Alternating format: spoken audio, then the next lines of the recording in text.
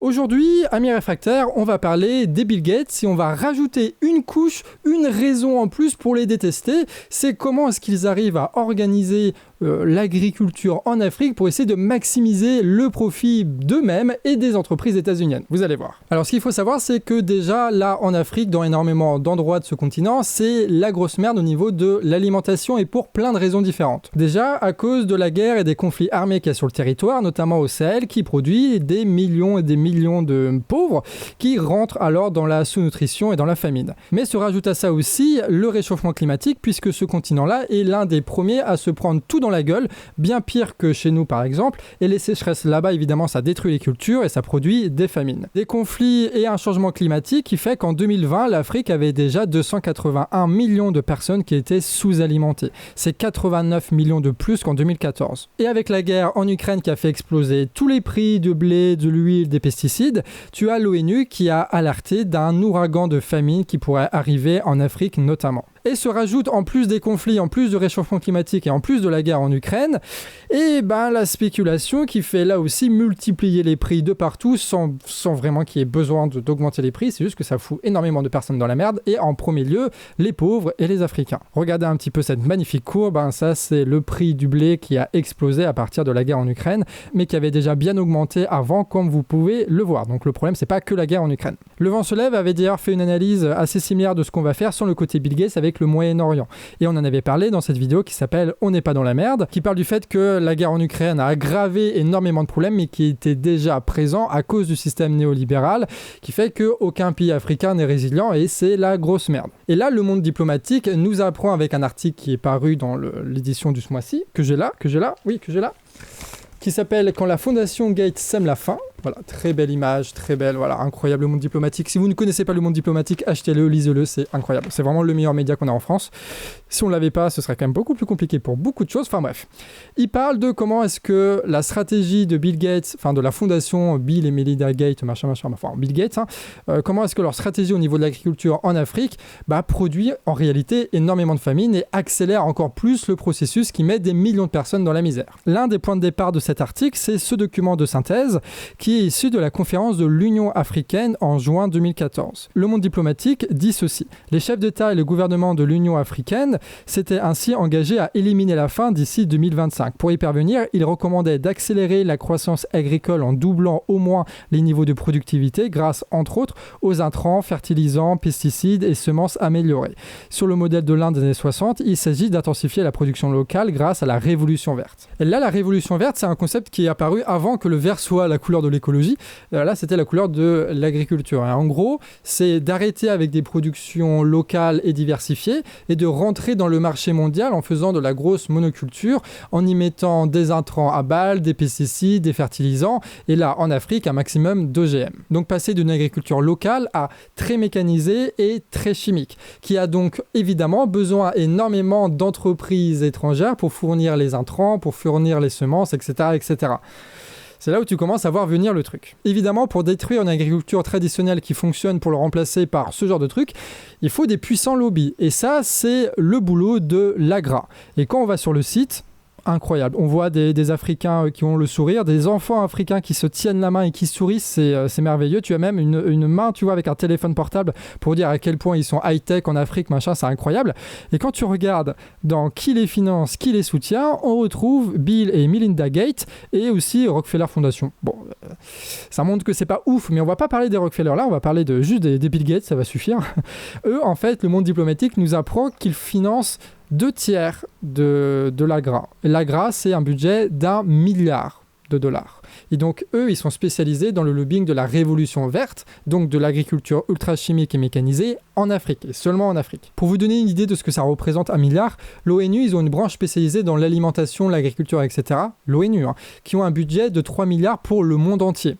Ça veut dire que l'AGRA a le tiers du budget de l'ONU sur l'alimentation, rien que pour elle. Ça veut dire que l'AGRA a un tiers du budget de ce que a l'ONU pour essayer de transformer l'agriculture. C'est énorme, 1 milliard. Tu fais énormément de choses avec ça. Et là, ça va commencer à sentir mauvais. Vous allez voir. Tu as Alimentaire qui a repris une étude de Grain. Grain qui est une ONG qui soutient les mouvements sociaux, qui sont pour l'agroécologie, tout ça. Donc c'est des copains, quoi. C'est tout l'inverse de ce que fait l'Agra, quoi, en gros. Et eux, ils ont analysé un peu où est-ce que allaient les financements de la fondation Gates, là. Ils se sont rendus compte de 3 choses par rapport à l'Afrique. Déjà que tout le pognon qui partait n'allait pas du tout en Afrique. En fait, ils allaient dans les grosses entreprises états-uniennes. Principalement, 88 millions pour les États-Unis, le Royaume-Uni 180 millions, l'Allemagne 110 millions, donc tout le pognon part en Europe et aux États-Unis. Ça part pas du tout pour des agriculteurs africains, par exemple. Ah, tu as 4% à des ONG africaines sans dire le boulot qu'ils font vraiment, tu vois. Le deuxième truc que met en avant l'ONG Grain, c'est que la plupart de ce pognon, ça part pour les scientifiques et pas pour les agriculteurs, pour essayer de développer de nouvelles technologies dans la révolution verte, dans les pesticides, dans les OGM, etc., etc. Donc ça part dans le développement de la révolution verte techniquement, mais pas dans les agriculteurs. Dernièrement, la fondation, elle achète aussi de l'influence politique en Afrique notamment, en employant par exemple des anciens ministres dans leur fondation, dans l'Agra, là tu as beaucoup d'anciens ministres africains, ou directement par la corruption, pour faire en sorte de changer la législation pour qu'ils autorisent la destruction de l'ancien modèle agricole, pour y mettre des OGM, énormément d'engrais, de pesticides, etc., etc.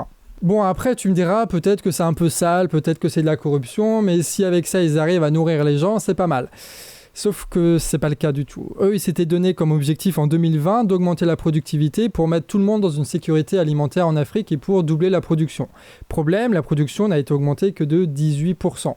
C'est pas beaucoup, 18% quand même. Hein. Et surtout, comme on l'a vu, le risque alimentaire est énorme et on est en 2022. Donc déjà, l'objectif est foiré. Mais si on prend l'exemple, par exemple, de l'Éthiopie, du Rwanda ou de l'Ouganda, eux, ils se sont spécialisés dans la monoculture de maïs.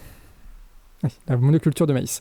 Et c'est très bien, ils ont produit beaucoup de maïs, plus de 70%, machin. Il y avait du maïs partout, sauf que la malnutrition là-bas a augmenté de 30%. À tel point qu'aujourd'hui, l'Afrique de l'Est, qui représente que 25% de la population en Afrique, accueille 50% des mal nourris en Afrique. Pourquoi est-ce qu'on en arrive là? Déjà parce que c'est des modèles de monoculture qui partent à l'export, qui ne sont pas consommés localement. Mais surtout, le maïs et le riz aussi, qui est produit là-bas avec la révolution verte, les Gates, etc., ça a remplacé des cultures qui étaient beaucoup plus adaptées et beaucoup plus riches en nutriments qu'étaient le maillet et le sorgho par exemple. Ce qui fait que ces territoires se sont retrouvés avec des céréales bien moins adaptées à leur territoire, à leur terre, à leur climat. Ça a été beaucoup plus sujet aux dévastations des ravageurs, des sécheresses vu que c'était la monoculture, etc. Ça a beaucoup détruit les sols parce qu'il fallait ramener des pesticides et des intrants et c'était pas forcément rentable parce qu'il fallait importer énormément de choses. Tout ça pour se retrouver avec des céréales qui nourrissaient beaucoup moins. C'est pour ça qu'on s'est retrouvé avec cette augmentation de la malnutrition. Mais le truc qui était bien, c'est que les entreprises états-uniennes vendaient des engrais et des semences. Ça, c'est le côté positif. Le côté négatif, c'est que ça mettait dans la sous-nutrition des millions de personnes. Et le monde diplomatique, il cite l'Institut environnemental des communautés religieuses d'Afrique australe, qui est une institution importante, et qui disent « Lorsqu'on fait pousser une même culture marchande année après année sans rotation, elles deviennent vulnérables aux insectes nuisibles et aux maladies, la fertilité des sols est détruite, la riche biodiversité et le patrimoine génétique des systèmes alimentaires africains sont réduits. À travers le monde, l'expérience montre que la monoculture industrielle aggrave la situation des communautés africaines et les rendra plus dépendantes de l'aide internationale, pas moins. Quand tu as 1 milliard de subventions par an, l'AGRA, ils peuvent largement essayer de corrompre des personnes et de placer des gens haut placés pour justifier leur système de merde. Et c'est ce qu'ils ont fait. Hein. La dame que vous voyez là à l'écran, elle s'appelle Agnès Kalibata. Elle est à la fois représentante de l'ONU pour les sommets sur l'alimentation, donc c'est quelque chose de très important, et elle est aussi présidente de l'AGRA. Et cette femme-là, dans cette vidéo-là qui est pointée par le monde diplomatique, elle dit quelque chose d'assez rigolo, elle dit que la diversité des éléments est un luxe que les Africains ne peuvent pas se permettre. C'est pour ça qu'il faut faire de la monoculture partout. Sauf que si tu fais de la monoculture partout, évidemment, tu as un problème qui attaque cette plante-là, tout est baisé, tu vois. Et surtout, tu es obligé de t'intégrer dans un marché mondial qui fait que si à un moment ou à un autre, tu as des importations qui baissent parce que, par exemple, la Russie arrête d'exporter des pesticides ou quoi que ce soit, enfin des engrais plutôt, tu te retrouves dans une merde noire comme c'est passé au Moyen-Orient, où ils peuvent plus vendre, où ils peuvent plus vraiment acheter, où vu qu'ils sont dépendants des prix du marché, ils sont incapables de pouvoir nourrir leur population, alors que techniquement, ils ont les pour ça. Mais vu qu'ils sont en monoculture et qu'ils sont dans le marché mondial et qu'ils peuvent que faire d'exportation, ils sont baisés. Mais évidemment, dans les pays africains, tu as de la résistance et pas n'importe quelle résistance. Le monde diplomatique parle de ce média-là qui a fait un article qui s'appelle The End of the New Green Revolution in Rwanda, un truc comme ça. L'accent anglais est un peu bizarre, mais en gros, qu'est-ce qu'ils disent ? Ils disent que les agriculteurs au Rwanda, ils refusent de planter les maïs dégueulasses que leur envoient les États-Unis. En gros, pourquoi est-ce qu'ils refusent ? Parce que ça a déjà détruit leurs terres avec les pesticides, etc. Et parce que c'est pas rentable en fait avec les importations, ils sont pas du tout gagnants de ça. Donc en gros, ils ont fait une espèce de grève où ils ont pas planté les trucs et ça a poussé le président du Rwanda à réautoriser la culture des patates douces et ce genre de choses qui sont des cultures plus traditionnelles et qui permettent justement d'avoir une meilleure résilience. Et cette contestation, elle est organisée à travers ce qu'ils appellent la FSA, qui est tout simplement le plus grand mouvement de la société civile en Afrique où tu as plus de 200 millions d'agriculteurs qui sont inscrits. 200 millions, c'est énorme. Et ce qui est beau, c'est que ces 200 millions d'agriculteurs sont d'accord sur l'agroécologie. Qu'est-ce que c'est l'agroécologie ? C'est quelque chose qui va s'opposer à la révolution verte. L'idée, c'est de réduire un maximum l'utilisation d'intrants commerciaux et de constituer des écosystèmes agricoles plus diversifiés, plus résilients et plus productifs. Ils adaptent les pratiques en fonction du territoire, des besoins, du fait qu'il y a beaucoup de pluie ou pas, en privilégiant la diversification des cultures, la lutte biologique contre les ravageurs, l'amélioration de la structure et de la santé des sols, la fixation biologique de l'azote et le recyclage des nutriments, de l'énergie et des déchets. En gros, c'est véritablement comprendre ce qui se passe dans la terre et l'environnement qui est autour de nous pour essayer de faire une agriculture qui est à la fois productive et qui est durable. Et vu qu'elle est diversifiée, elle est aussi résiliente, puisque même si tu as une culture qui est attaquée, les autres ne le sont pas, et vu que tu mélanges un peu tout ça, en fait, le système est beaucoup plus solide aux ravageurs, aux maladies, ce genre de choses. Mais évidemment, l'agroécologie, c'est pas simplement cultiver comme il y a 1000 ans, hein. Tu as énormément de progrès qui sont faits dans l'agroécologie, de savoir comment est-ce qu'on peut combiner les plantes, comment est-ce qu'on peut modifier le territoire, comment est-ce que machin, pour essayer d'avoir une meilleure productivité et plus de durabilité. Donc il y a une vraie évolution là-dedans. Tu as des vraies innovations qui sont pas forcément liées au pétrole ou à la chimie, mais qui sont liées à l'agriculture, à l'agroécologie. Et cette déclaration-là, elle date de 11 ans. Ça veut dire que ça fait 11 ans que les agriculteurs africains ont la solution et travaillent là-dessus. Et c'est bien la Fondation Gates et toutes ces conneries-là qui essayent de niquer un peu ça pour essayer de placer un maximum leur engrais et vendre un maximum d'OGM. Et donc ça, c'est la résistance du mouvement social. Elle est belle. Sauf qu'en phase 2, ils ont ce que le monde diplomatique appelle les bailleurs internationaux, ceux qui filent du fric là et qui essayent d'imposer leur ligne. On retrouve là-dedans l'ONU, l'UNICEF, etc. et qui disent... Les frérots, quand même, l'agro-business dans votre territoire, si on le développe, ça pourrait représenter 1000 milliards en 2030. 1000 milliards en 2030. Ils appellent même ça le nouveau pétrole. T'imagines ? Sauf qu'évidemment, pour avoir accès à cette manne monétaire, à ce pognon-là, ces 1000 milliards, il faut qu'ils cassent tous les mouvements de résistance. Et c'est pour ça que tu as une opposition entre la FSA et tous les programmes de l'ONU, de Bill Gates, etc. Et cette opposition-là, qui est un peu caricaturale, mais qui a l'air de fonctionner entre les petits agriculteurs qui font de l'agroécologie pour essayer de maintenir leur territoire et de nourrir tout le monde, et ceux qui veulent la révolution verte pour se faire un maximum de pognon, elle s'incarne parfaitement aussi dans ce que le The Guardian nous apprend, c'est que la fondation Bill et Melinda Gates, ils ont acheté 50 000 actions de Monsanto. Et ça, c'était en 2010, c'était il y a 12 ans. Donc en gros, Bill Gates, il fait en sorte d'acheter énormément d'actions, de devenir propriétaire des entreprises qui produisent des pesticides, qui produisent des OGM. Et après, il fait de la corruption à travers sa fondation et à travers l'AGRA pour faire en sorte que les pays africains changent de législation et achètent un maximum de graines, un maximum de pesticides, ce qu'ils appellent la révolution verte. Et évidemment, les profits de Monsanto vont augmenter la valeur actionnariale du portefeuille des Gates, mais aussi va leur apporter du fric directement à travers les dividendes. Donc en réalité, il s'agit là aussi d'une forme d'impérialisme. Que fait d'ailleurs aussi la Chine ou ce genre de choses avec les routes de la soie, comme on en a discuté déjà plusieurs fois, avec les grosses usines qui se font avec les poissons, etc. Donc il n'y a pas que les États-Unis, il y a la Chine aussi qui fait ça. Mais là, en tout cas, c'est vraiment de l'impérialisme dans le sens où c'est un empire qui essaye de développer ses marchés et qui essaye de s'imposer dans des pays qui sont moins puissants que lui. Donc en gros, il demande l'aide internationale pour implanter des systèmes de merde qui ne fonctionnent pas, juste pour après les rendre plus dépendants des aides internationales que l'ONU va quémander au niveau des États lorsqu'il y a une sécheresse ou des guerres, par exemple. C'est juste débile comme système. C'est vraiment débile et ça met des millions de personnes dans la famine. Et tout ça, il faut bien le préciser, je pense que c'est important de dire, c'est que c'est pas en soi Bill Gates ou tout ça qu'il faut attaquer, tu vois. Eux, c'est vraiment que des acteurs, que des intermédiaires entre les États africains, entre l'agriculture africaine et les grosses usines, les grosses entreprises de l'agrobusiness états-unienne. C'est des intermédiaires, c'est le capitalisme, c'est l'impérialisme.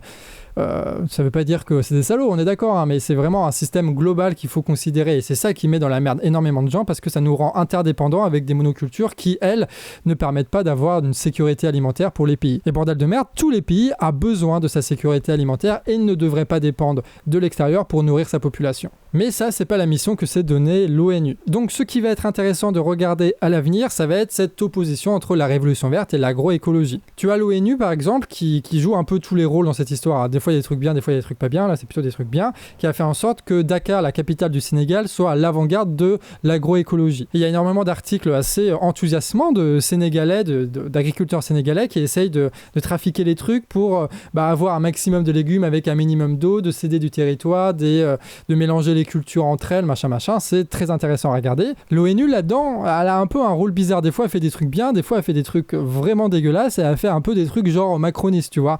En gros, elle fait des saletés, mais elle fait passer ça pour quelque chose d'écologique. C'est ce qu'on appelle du verdissement. Et quand on écoute le président de l'ONU, c'est ça qui en ressort. C'est vraiment incroyable, un discours écolo. Écoutez un peu. Il parle français en plus. Nous avons besoin de systèmes alimentaires qui protègent notre planète.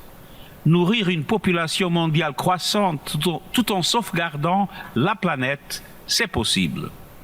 Cela demande des modes de consommation et de production durables et des solutions fondées sur la nature. Cela demande une gestion intelligente et viable des ressources naturelles, de l'agriculture. C'est mignon. Il dit aussi que la monoculture, c'est ce qui détruit 80% de la biodiversité sur la planète, c'est ce qui émet un tiers des émissions de CO2. Du coup, il faut vraiment essayer de repenser tout ça. Sauf qu'en réalité, ce même sommet était totalement infiltré et contrôlé par l'agro-business, à tel point que tu as des centaines de scientifiques qui ont tout simplement boycotté ce sommet. Totalement boycotté ce sommet. Pareil, l'AFSA, qu'on a vu, la plus grande société civile africaine qui sont des agriculteurs pour l'agroécologie, eux, ils ont boycotté ce truc-là. Et tu as notamment un article suisse qui explique pourquoi est-ce que ces scientifiques-là, et pourquoi des scientifiques suisses, à l'occurrence, ils ont boycotté ce truc. Ils disent l'équilibre des forces au sommet est déjà fixé. Les petites exploitations agricoles familiales qui produisent plus de la moitié de la nourriture sur moins de 30% de la surface mondiale ne sont pas représentées de manière adéquate. Ce qui veut dire que, en gros, encore aujourd'hui à l'ONU, alors même que tu as une énorme crise alimentaire, une énorme crise écologique, tu as encore les lobbies qui sont présents, qui dictent la loi, et tu as la société civile qui essaye de contrer tout ça. Il y a donc une vraie opposition là-dedans, et les organisations internationales ne jouent pas du tout le rôle qu'elles devraient jouer pour essayer d'assurer la stabilité à peu près du monde, et c'est pour ça qu'on est un peu dans la merde aujourd'hui. Bref, il va falloir garder un œil sur tout ça, voir comment est-ce que l'agriculture arrive à se développer, et essayer d'empêcher un maximum ces putains de fondations de merde, d'envoyer du pognon n'importe où, de corrompre n'importe qui, pour essayer d'imposer leur putain de pesticides de merde, tout ça pour essayer de toucher les dividendes de Monsanto. Et c'est pour ça qu'il faut trouver des forces d'opposition par rapport à ces organisations-là, à ces Bill Gates et machin. Il faut trouver des mouvements sociaux locaux qui sont capables de résister à ça et développer d'autres techniques. Et il faudra aussi trouver des soutiens au niveau international avec des États, avec des gouvernements qui arrivent à soutenir ce genre d'agriculture écologique et qui arrivent par leur influence, par leur argent, à contrer cette fois-ci l'impérialisme états-unien qui essaye d'imposer n'importe quoi. On avait déjà fait une vidéo sur l'impérialisme chinois, je vous mets quand même vite fait l'article, c'est en Gambie sur la trace d'une odeur de poisson pourri. Donc là ça parle pas d'agriculture, ça parle de pêche, mais c'est exactement la même situation. En réalité c'est la même situation. Donc il faut absolument une troisième voie face à tout ça. Du coup on garde nos slogans, nique les impérialismes et vive l'agriculture un peu respectueuse quand même. On se retrouve à très vite pour de prochaines vidéos. Bye.